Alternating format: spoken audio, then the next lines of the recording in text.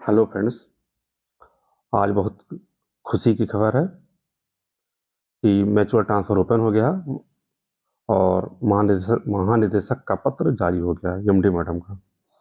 देख सकते हैं, प्रेषक मिशन निदेशक राष्ट्रीय स्वास्थ्य मिशन उत्तर प्रदेश भेजा गया है सेवा में समस्त जिलाधिकारी अध्यक्ष जिला स्वास्थ्य समिति उत्तर प्रदेश समस्त मुख्य चिकित्सा अधिकारी उत्तर प्रदेश को। ये पत्र जो है 15 अक्टूबर को जारी हुआ है। विषय है राष्ट्रीय स्वास्थ्य मिशन उत्तर प्रदेश के अंतर्गत पारस्परिक पुनर्नियुक्ति नीति लागू किए जाने के संबंध में। ये जो है म्यूचुअल ट्रांसफर के लिए है। महोदय कृपया अवगत कराना है कि राष्ट्रीय स्वास्थ्य मिशन उत्तर प्रदेश के अंतर्गत कार्यरत संविदा कर्मियों हेतु पारस्परिक पुनर्नियुक्ति नीति वित्तीय वर्ष 2024-25 हेतु लागू की जाती है, जिसका विवरण निम्नवत है। इसमें पात्र और अपात्र दिया है। पात्र वह लोग होंगे जो संविदा कर्मी होंगे, एनएचएम से जो लोग जॉब कर रहे होंगे, और अपात्र जो होंगे वो कोई भी, अगर पहला है बीडिंग के माध्यम से कार्यरत चिकित्सक विशेषज्ञ पारस्परिक पुनर्नियुक्ति से पात्र नहीं होंगे। मतलब कोई भी अगर संविदा ठेका पे है तो नहीं पात्र होगा, कोई आउटसोर्सिंग कर्मी है वो पात्र नहीं होंगे, और ऐसे संविदाकर्मी जिन्होंने पहले एक बार स्थानांतरण ले चुका है, नहीं एक बार म्यूचुअल ट्रांसफर ले लिया है, और उनका जो है किसी दंडात्मक कार्रवाई तहत ट्रांसफर किया गया है, यानी किसी को अगर किसी दंड के तहत कहीं पर और तैनाती की गई तो उनको नहीं मिलेगा। किसी न्यायालय में वाद लंबित हो, अगर आपका कोर्ट में कोई मुकदमा है तो भी आपका ट्रांसफर नहीं होगा। वित्तीय अनियमितता, कोई भी आप फाइनेंशियल या वित्तीय अनियमितता किए होंगे तो भी आपका ट्रांसफर नहीं हो पाएगा। यूँ कोई अनुशासनात्मक कार्रवाई लंबित हो, यानी कोई अगर आपके ऊपर कोई कार्रवाई लंबित है तो भी आपका ट्रांसफर नहीं होगा। वह पारस्परिक पुनर्नियुक्ति हेतु पात्र नहीं होंगे। पारस्परिक पुनर्नियुक्ति हेतु प्राप्त ऑनलाइन आवेदन के संबंध में संबंधित जनपद द्वारा उक्त तथ्यों के आधार पर की गई पुष्टि एवं पारस्परिक पुनर्नियुक्ति संतुष्टि किए जाने के उपरांत ही पारस्परिक नियुक्ति की प्रक्रिया की जाएगी। देखिए, ये जो ट्रांसफर खुलेगा वो 5 नवंबर से खुलेगा और 30 नवंबर तक रहेगा। इसमें जो म्यूचुअल ट्रांसफर है वो कुछ समान कार्यक्रम और समान पद पे ही मान्य होगा, यानी जिस प्रोग्राम से जिस पद पे पोस्ट है उसी प्रोग्राम के उस पद के ही व्यक्ति से आपका म्यूचुअल ट्रांसफर होगा। और आपका जो मानदेय है, संबंधित संविदा कर्मी का अंतिम मानदेय, जो वहाँ पे अंतिम मानदेय होगी वही मानदेय वहाँ पे दी जाएगी जहाँ आपकी नियुक्ति होगी। इसलिए जिनका भी अगर आपका कोई भी रॉयल्टी बोनस या आपका एक्सपीरियंस इंक्रीमेंट लगना है तो आप लोग यहाँ से हटने के पहले, मतलब यहाँ से रिलीविंग लेने के पहले वहाँ पे आप इंक्रीमेंट वगैरह अपना लगवा करके तब हटिएगा, तब जाइएगा। यहाँ जहाँ से भी आपका है वहाँ से पत्र लेके जाइएगा। जहाँ जाएंगे वहाँ से आपको जो है वही इंक्रीमेंट आपको मिलेगा, वही वही सैलरी आपको दी जाएगी जो यहाँ पे मिलेगी लास्ट। इसमें दिया नवीन तैनाती स्थल पर संबंधित कर्मी का एक्सपीरियंस रॉयल्टी बोनस की गणना में पूर्व के सेवा काल का संज्ञान लिया जाएगा। अर्थात यदि किसी संविदा कर्मी को 4 वर्ष का सेवा काल पूर्ण किए जाने के उपरांत पारस्परिक प्रोन्नति की जाती है तो ऐसे संविदा कर्मी को नवीन तैनाती स्थल पर 1 वर्ष की सेवा काल पूर्ण किए जाने के उपरांत 5 साल का एक्सपीरियंस रॉयल्टी बोनस दिया जाएगा। मानदेय का 5% दिए होगा। यानी अगर कोई संविदा कर्मचारी ऐसा है कि जिनको रॉयल्टी बोनस लगना था 1 साल बाद, 4 साल पूरा कर लिया है और 5वां साल का लगना है, तो अगर वो जहाँ ज्वाइनिंग करेगा वहाँ पे 1 साल बाद उसका 5% डॉलर एक्सपीरियंस रॉयल्टी बोनस लगेगा, प्लस मानदेय का भी प्रतिशत लगेगा।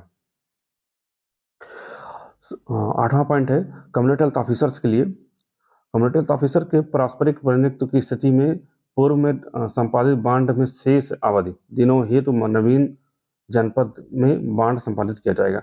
अगर आपने कहा बॉन्ड में कुछ भी अगर समय बचा हुआ है तो हम 3 साल का जो आप लोग बॉन्ड साइन करते हैं, उसमें अगर आपको थोड़ा भी समय बचा हुआ है, तो वो जो है वहाँ पे उतने दिनों का वहाँ पे बॉन्ड आपको साइन करके देना होगा।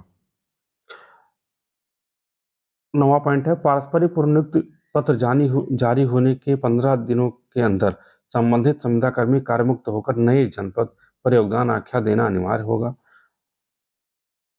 इसमें क्या है कि जैसे ही आपका म्यूचुअल ट्रांसफर के लिए जब भी आपका आदेश आ जाएगा, तो आपको वहाँ पे 15 दिनों के अंदर जो है, वहाँ से आपको रिलीव लेना होगा जहाँ पे आप कार्य कर रहे हैं, और जहाँ पे आपकी पोस्टिंग हुई है जिस जिले में, वहाँ आपको अपना आवेदन देना होगा। अन्यथा की दशा में पारस्परिक पुनर्नियुक्ति स्वतः समाप्त हो जाएगा और अनुशासनात्मक कार्रवाई करते संविदा समाप्त कर दी जाएगी। इसमें अगर आप नहीं ज्वाइन करते हैं या कुछ भी करते हैं, तो इसके संबंध में क्या होगा कि आपके ऊपर कार्रवाई होगी और आपकी म्यूचुअल ट्रांसफर को निरस्त कर दिया जाएगा और आपकी संविदा समाप्त भी कर दी जा सकती है, जिसके लिए संविदा कर्मचारी स्वयं जिम्मेदार होगा। पुनः पारस्परिक पुनर्नियुक्ति हेतु संबंधित कोई विचार नहीं किया जाएगा और दोबारा फिर आपकी म्यूचुअल ट्रांसफर पर कोई विचार नहीं किया जाएगा।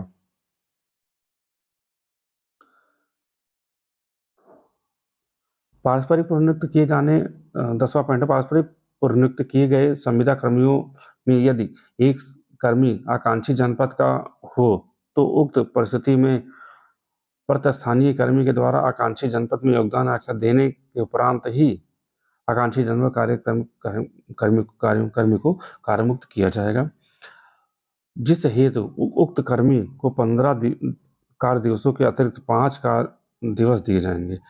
इस प्रकार योगदान आख्या दिए जाने के कुल 20 कार्य दिवस होंगे। यानी इसका कहने का मतलब यह है कि अगर कोई आकांक्षी जिला है जो पिछड़ा जिला है और वहां से अगर कोई ट्रांसफर ले रहा है, तो जब तक अगले जिले वाला वहां उस जिले में योगदान नहीं दे देगा, तब तक जो है आकांक्षी जिले में जो काम कर रहे हैं उनको कार्यमुक्त नहीं किया जाएगा। यानी मतलब उनको जो है रिलीविंग नहीं दिया जाएगा और उनको 5 दिन का एक्स्ट्रा समय दिया जाएगा कि वो अगले जगह पे जा करके और ज्वाइन कर सके। 11वां पॉइंट है समस्त संविदा कर्मियों को स्पष्ट रूप से निर्देशित किया जाता है कि वह अधिकारियों एवं कर्मचारियों पर अनुचित दबाव बनाने के लिए राज्य कार्यालय या किसी भी अन्य कार्यालय से संपर्क न करें, अन्यथा की दशा में अनुशासनात्मक कार्रवाई की जाएगी, जिसके लिए कर्मी स्वयं जिम्मेदार होंगे। संविदा कर्मचारियों के लिए क्या है कि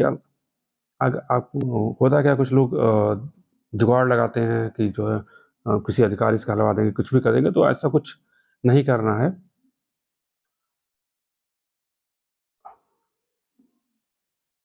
12वां पॉइंट है उक्त पारस्परिक पुनर्नियुक्ति ऑनलाइन आवेदन के आधार पर पारदर्शी तरीके से किया जाएगा।